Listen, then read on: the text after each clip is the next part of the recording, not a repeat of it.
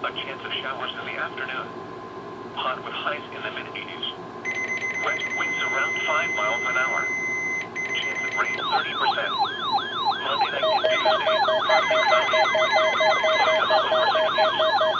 Highs in the lower 80s. Northwest winds 5 to 10 miles an hour. This is a test of NOAA radio's warning alarm system. This is a test of NOAA radio's warning alarm system.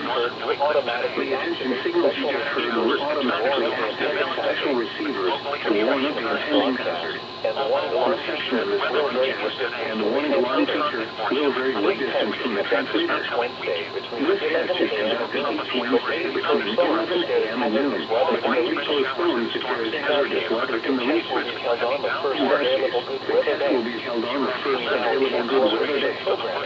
We now return to our regular programming. Cloudy.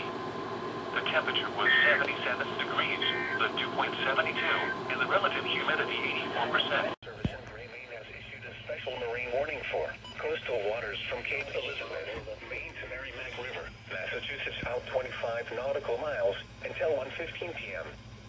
At 12:19 p.m., strong thunderstorms were located along a line extending from Newburyport to Swampscott, moving northeast at 25 knots.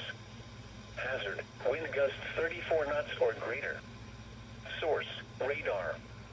Impact, small craft could be damaged in briefly higher winds and suddenly higher waves. Locations impacted include Hampton, Kennebunkport, York, Wells, and Portsmouth. Here are the noon reports from around New England, in New Hampshire. Temperature was 84 degrees. In Lebanon, it was partly sunny with